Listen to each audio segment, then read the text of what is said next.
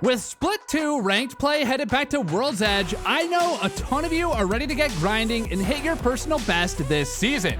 World's Edge is my favorite map in the game, and today we're gonna dive into everything that you need to know to come out of every one of your games with a big bag of RP. As always, guys, it's your boy Valued, and let's get right into the good stuff. So first of all, we've got to talk about your priorities for your games on World's Edge. If you're hopping into that ranked queue, you're doing it for one thing, hopefully, and that is RP. This means playing smart, calculated Apex, and not just hot dropping Frag East or Skyhook every game. World's Edge is a blast to play all out, taking every fight and just duking it out in some of the great POIs. But in ranked, you need to approach this map tactically, choose solid drops with good rotation options, and then make smart decisions as you navigate through the game. This type of thoughtfulness will set you up for so much more success later in the game and lead to you taking even fights, placing higher, and getting more RP. And if that isn't more fun than downing a guy off spawn with a Mozam only to get punched out by his teammates, well, then I don't know what to tell you. Getting into the map itself, it's important to understand the general flow of World's Edge. Though it is a large map, there are a few points of interest that receive a lot of traffic from most squads in the game. Those being Frag East and West, Harvester, and Skyhook.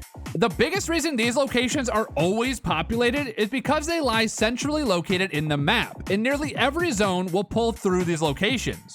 It's basically a given that the zone will pull through Frag East, Frag West, and Harvester.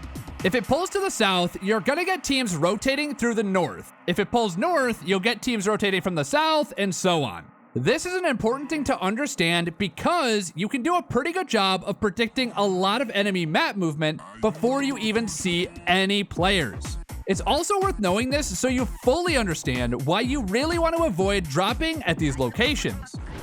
So really quick, guys, since we're talking about preparing to dominate in rank this season, one of the things you cannot forget about is your aim. And Aim Lab is the best way to level this up. Their aim training options are the best on the market. They have in-depth analytics to show you exactly where you need to improve. And oh yeah, did I mention it's free to play? Give it a try in the link in the description, and I know you won't regret it. With a constant flow of players rotating for ring position in any given match, you want to avoid these locations of high traffic.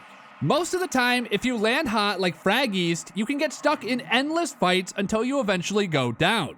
It's not that Fragment's loot is bad, we all know there's some great loot there. It's more that the loot is contested off drop, and at almost every other stage of the game due to player rotations. Just do yourself a favor and avoid the center area of the map early in the game if you can. Instead, your focus should be on finding perimeter drop spots that aren't very contested. Depending on the ship, these examples could be Countdown, Thermal Station, Launch Site, Dome, and Climatizer. These spots are all great for loot. Even locations like Lava Fissure and Survey Camp can be solid as well, both having a lot of unnamed buildings and pill locations surrounding them. If you have to take one of these off-drop fights, make it quick and concise. Rather than trying to drop to the highest loot location possible, look to find uncontested drops that you're comfortable rotating out of in any direction. The goal is to get you a safe drop, get you enough loot to feel comfortable taking a fight, and then get moving onto the map towards good ring position. You'll have plenty of teams landing at these locations as well, and you'll have no problem finding a fight if you really want one during your movement on the map. A lot of those locations that we just talked about have some great early game moves that you can make to get some early RP or set yourself up for RP down the road. We'll talk a bit about fighting off drop in World's Edge, but first, let's go over exactly how you should be thinking about your early rotations. Most of the locations on World's Edge have a couple solid rotation options for good loot and movement towards different sides of the map. And if other squads decide to land at these spots, you can often catch an early third party or just a squad unaware by having quick and smart movement on the map. This all starts again with your scouting off spawn and throughout the entire early game. So let me give you an example. Let's say you dropped to Lava Fissure and got an uncontested drop. On the way down, you noticed there were 2 to 3 teams that dropped Countdown, a few teams going Skyhook, and a few at Frag West. As you're getting the workings of a solid loadout, you hear shooting at Countdown. Based on the info you have, let's talk about 3 different plays that you could make. Option A, you could head up to Countdown to third-party the fighting squads that landed there. Option B, you could head south to the no-name buildings, looting and making your way to staging. Or option C, you could head east to Landslide, waiting to catch the stragglers from Countdown. Our first option has us looking to capitalize on a close rotation to enemies that are already caught up in a fight. We have knowledge of 2, possibly 3 teams in the area. This leaves some uncertainty because there's a big difference between 2 and 3 teams being here. If that extra squad is lingering, you could easily find yourself being the one getting fourth partied or just get caught up in a hectic fight. Not to mention, there's already a few squads at Skyhook, so there could always be an early rotation from one of these squads to third party this fight, just like you're looking to do. Option B would have us rotating away from the fighting, opting for more loot in a safer rotation over looking for the early KP and loot from the kills. You saw that off drop, nobody was staging, so you might make it there before any other squads. Worst case scenario, you'll fight a team that rotated there from Harvester or Thermal after you're more looted from the no-name building. And option C would have you heading into Landslide for a bit more loot and looking for fights on people leaving Countdown or rotating towards the fights in Countdown from Frag West. Now, Landslide isn't all that great a loot, but it should be plenty to round out your loadout already looting most of Lava Fissure. Here, you could watch for rotations towards Countdown due to the fighting and maybe snag some KP off surprising a team or catching stragglers from Countdown. So, of all of these options, they all have a chance to work. The difference is that one of them protects your RP while setting you up for good placement over searching for KP.